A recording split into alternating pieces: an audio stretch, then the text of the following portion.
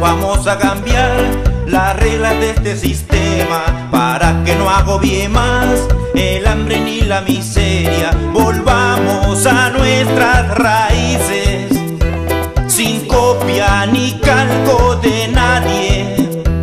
Por ese camino avanza, unido el Perú como Ollanta. Por ese camino avanza, unido el Perú con Ollanta. Ya, en esta oportunidad tengo el agrado de presentarles al doctor Joaquín Requejo. El doctor Joaquín Requejo ha sido miembro de la Policía Nacional, injustamente destituido precisamente por el gobierno de Fujimori. Voy a leer sumariamente los estudios profesionales del doctor Requejo. En esta oportunidad, como bien dijo el compañero Castillo, va a desarrollar qué significa la corrupción dentro del gobierno, qué implicancias tiene todo este proceso de podredumbre que tenemos actualmente y qué antecedentes ha tenido también, tengo entendido, porque él es un conocedor al respecto profundo. El doctor Requejo cuenta con estudios profesionales. Estudió como cadete en la Escuela de Oficiales de la PIP de 1970 al 73, graduándose de alférez PNP el 1 de enero del 74, ascendiendo hasta el grado de comandante PNP en 1992, pasando al retiro por causal de renovación de cuadros. Y ahí casualmente se produce esta irregularidad con respecto a su retiro. Por la resolución suprema número 0057 del 97 y NPNP de fecha 30 del 1 del 97, durante el gobierno del presidente ingeniero Alberto Fujimori. Estudió en la Facultad de Derecho y Ciencias Políticas de la Universidad San Martín de Porres, optando el grado de bachiller en 1991 y el título de abogado en 1993, incorporándose al Ilustre Colegio de Abogados de Lima con registro Colegio de Abogados de Lima de 19.781. Siguió estudios de posgrado y obtuvo grado de magíster en Derecho y Ciencias Políticas en la Universidad San Martín de Porres entre 1995 y 1996. Obtuvo el posgrado en Administración en 1989 en calidad de becado por un año en la Escuela Superior de Policía Nacional. Como piloto policial, graduado en la Dirección de la Policía Aérea y en Estados Unidos de Norteamérica, se desempeñó como jefe de la base antidrogas de Santa Lucía. Participó en el seminario sobre el proceso administrativo y disciplinario en la administración pública, desarrollado en la Municipalidad Provincial de Chiclayo. Asimismo, ha ocupado los siguientes cargos. Ha sido gerente de Recursos Humanos del Gobierno Provincial de Chiclayo, Lambayeque, de marzo a agosto 2004. Gerente general de la Municipalidad Provincial de Ferreñafe, Lambayeque, de agosto a diciembre de 2003. Director de personal en la Municipalidad Distrital de San Miguel, Lima, de febrero a mayo de 2003. Abogado, asesor consultor de la Iglesia Comunidad Cristiana del Espíritu Santo, de 2001 a 2009.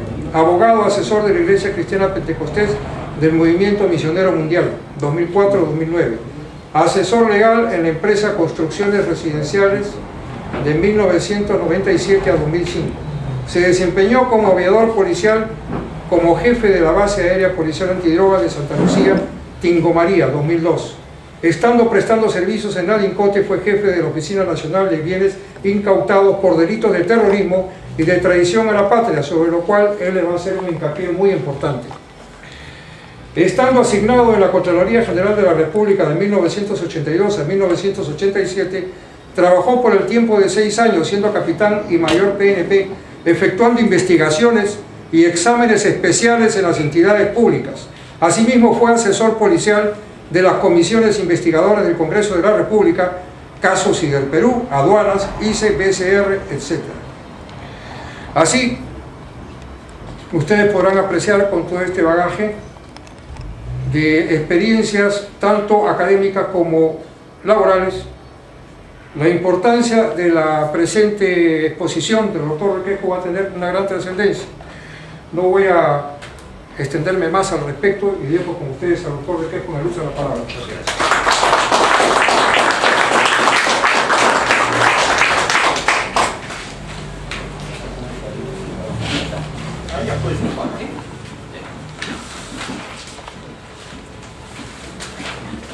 El sumario lo indica, la corrupción de la administración pública, pero para entenderlo más este fenómeno he querido considerar los antecedentes históricos en el mundo.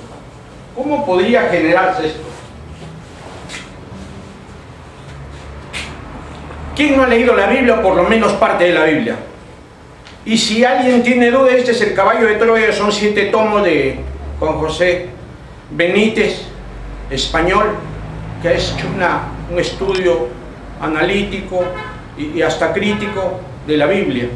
En uno de sus párrafos indica que a Cristo lo juzgó Caifás haciendo de acusador y de juez. Y justamente redondeando el tema para no dilatarnos, Jesús de Nazaret fue juzgado porque dice que impidió el pago del tributo al César. En esencia fue eso.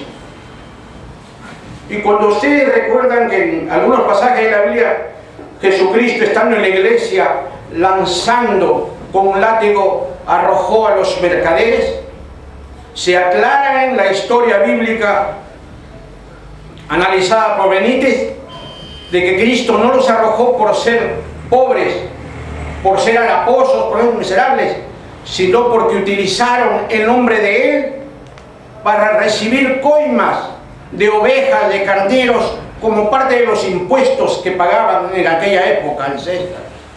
Entonces ya hablamos de que ya la coima por ahí se generaba. Por eso me permití decir que ese antecedente histórico tan antiguo es ese, porque está escrito en la Biblia. Pero hay otra historia que hay que recogerlo de las diferentes lecturas. Por ejemplo, cuando el hombre aparece en la tierra, su primera lucha fue contra la naturaleza, contra el rayo, contra el trueno, contra los movimientos sísmicos, contra las fieras de aquella época. Y aún ocultándose en cuevas logró sobrevivir. Pero el siguiente paso tuvo que luchar ya descubriendo aquel fenómeno, el fuego, golpeando 2 piedras calizas, descubrió el fuego y pudo hacer armas, utilizando y moldeando los metales. Entonces tuvo más fuerzas para defenderse.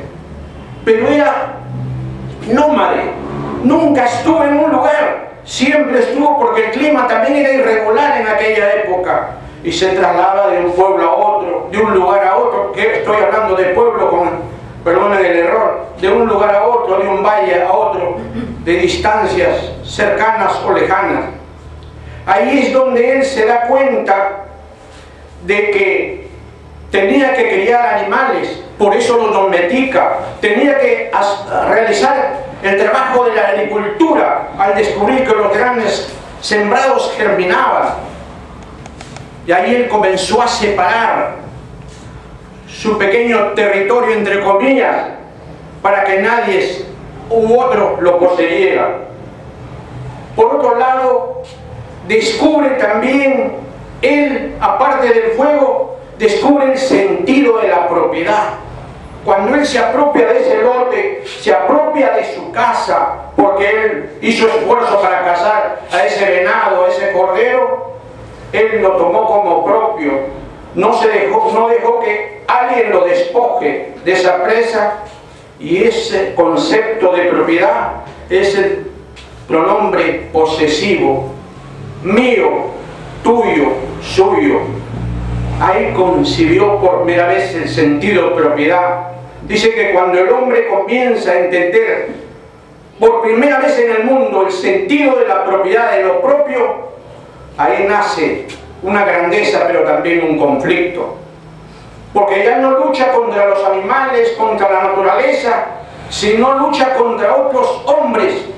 Después, con los tiempos, lucha contra otros grupos, contra otros pueblos.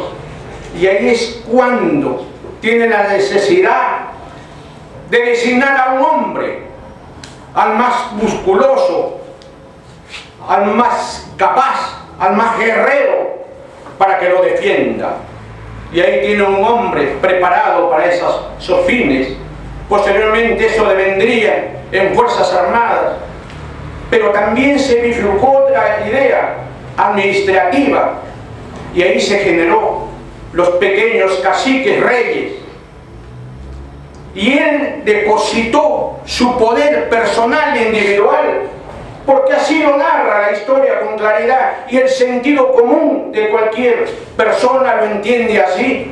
Y entonces él extendió ese poder a esa persona, y con ayuda de curas de aquella época, clérigos y qué sé yo, le dieron un misticismo, y ahí fue cuando se creó un gobierno incipiente a través de las monarquías absolutas.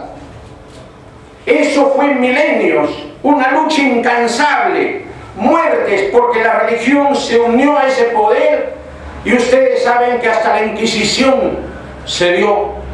Pero sin adelantarme a este hecho, posteriormente vino el feudalismo y las monarquías que nosotros conocemos, que hasta ahora existen, pero ya con diversos matices.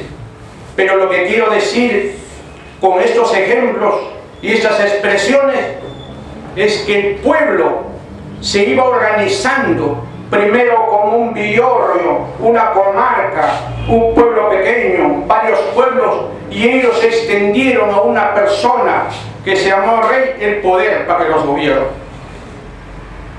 Y ese gobierno se convirtió en despótico con ese poder, se transformó en despótico y abusó de ese poder, y disponía no solamente de los bienes de sus vasallos, sino de la vida misma de los quienes le otorgaron el poder.